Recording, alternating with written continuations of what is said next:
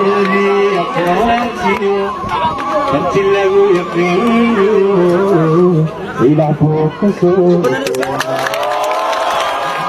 fanaanka caanka baxay nimcaan cabdiraxmaan xasan hilaac ahir galay oo muddooyinkii ugu dambeysay ku sugnaa dowlad deegaanka soomaalida ayaa maanta soo dhoweyn ballaadhan oo loo kala hadhin loogu sameeyey deegaanada u dhexeeya jigjiga ilaa degmada awbare ee gobolka faafan jamaahiirtan tirada badan ee ku nool degmada lafaciisa ayaa isugu jiray eroodhi iyo waayeel ayaa ahaa kuwa heegan ugu jiray soo dhoweynta fanaanka caanka baxay ee hilaac ahir galay caleemo qoyan boodhan iyo garamaan ay ku xadhan yihiin sawirada fanaanka ayaa si weyn u qabsaday deegaanka lafaciise halyeygii mee waa kan fardaha tirada badan ayaa ahaayeen kuwa si mug leh uga dhex muuqday soo dhoweynta ilaa ay hirgalay halkani waa sheedheer subax hore oo saaka waxay isugu diyaariyeen soo dhoweynta fanaanka nimcaan cabdiraxmaan xasan oo si ballaadhan ugu soo dhoweeyey goobtan oo ah sheedheer intaasi kadib ayaa fanaanka caanka baxay ee hilaac ay hirgalay iyo wafdigii wehelinayay ay u anbabaxeen degmada awbare oo markaasi yadna ay ahayd mid si weyn looga dareemayay soo dhoweynta fanaanka nimcaan hilaac oo maalmihii ugu dambeysay socotay halyeygii mee iyo hilaac iyo hirgale mee waxay ahaayeen hadalaha kudhiga oo markaasi ay ku dhawaaqayeen dadweynaha tirada badan ee ku dhaqan degmada awbare oo soo dhoweyn dhoolatusa halkaasi ka muujiyey maamulka degmada awbare ayaa kaalin weyn ka qaatay soo dhoweynta loo sameeyey fanaanka hirgale ee nimcaan cabdiraxmaan xasan sawaxanka mashxarada ayaa mar keliya isqabsatay degmada awbare kadib markii uu soo cagadhigtay hilaaca hirgalay socdaalka fanaanka shanta Soomaaliyeed ayaa waxa ku wehelinayay Abwaar Cabdishakuur Allaye Hadiig iyo fanaaniin ka tirsan dowlad deegaanka Soomaalida goobtan fagaaraha ee loo asteeyay shacabka lagaga hadlo ayaa waxa halkaasi ka hadlay gudoomiyaha degmada Awbare Cabdirasaaq Baajiyo alfanaan Muuse Gaas waxana yiraahdeen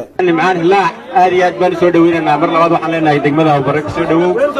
welcome baan leenahay moraalka waasiya saxab leeyahay hayo fanaanka wayna taageero la xaado muujino wayna maxaa ku raadayay garab istaagno wayna muujino alfanaan nimcaan hilaac inuu maanta joogo degmadiisa inuu joogo maxaa ku raadayay dhulkii uu ku dhashay marka inaan taageero muujino soo diyaar loo maaha caawa dii la iraado iyo maalmahan buu inala jooga marka caawa wayna tigirka goosataan waa in la kala waayo tigirka soo maqlasaan tigirkii waa la goosanaya dawladda waa lagu goosanaya hadda halkaa tigirka ka goosta aad iyo aad baad u mahadsantihiin waxaa noo farxad dadka intaa lama tidhaayo waayaan aniga nimcaan hilaac Abwaar Cabdishakuur Allaye ninkala gilbilaada waa ninkii halkan waa caasimadayadii aan ku bilaabaynay halkaan nahay xaafadanday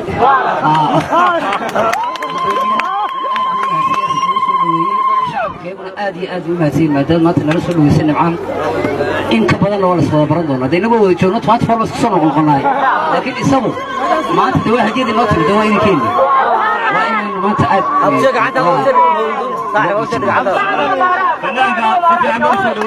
الفنان نمعان عبد الرحمن حسن هلاعي هرقلي او وجهي سايكا موقتي دارين فرحرات او مركاسي ان لقياسي كرين ايا كلمة مهنقا وجهدي الشعب كاكو دقان دقمدا او برا او سوين وقا مهنقاي سو دوينتا ميلقاها يا ماموستا له ايو سميين waxaan ku magacaynayaa sida balanaada soo dhaweyseen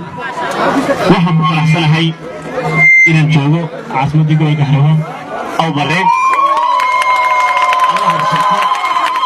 waxaan rajeynayaa inaan muddo la joogo aan wada caawin doono magaalada aan shidan doono dhalinyarteena aan kubadooda ciyaar doono qaybta sportiga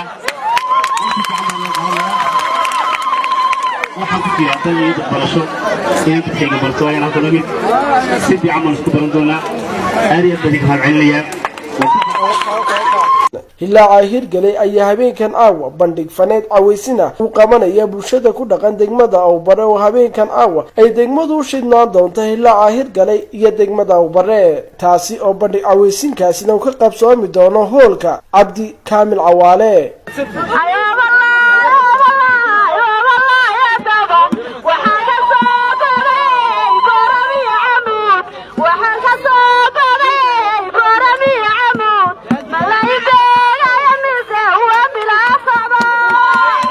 kadib markii uu ka dhacay isbedel muuqda oo la mahadiyay dowlad deegaanka Soomaalida Itoobiya ayaa muddooyinkii ugu dambeysay waxa si weyn ugu soo qulqulayay fanaaniin Soomaaliyeed oo markaas uu hogaaminayay Nimcaan Cabdiraxmaan Xasan Hilaac Hirgaray soo dhaweynta loogu sameeyay fanaankaasi Hirgaray Jigjiga ilaa iyo degmada Awbare ayaa waxay tii abid ee ugu ballaaneed ee qof shakhsiya oo deegaanadaasi ka soo jeeda loogu sameeyo Maxamed Xasan Ismaaciil Sharbere wariye Shacayb Bigeysi wariye jaamacadda deegaanada hoos yimaada gobolka Faafan ee dowlad deegaanka Soomaalida Itoobiya.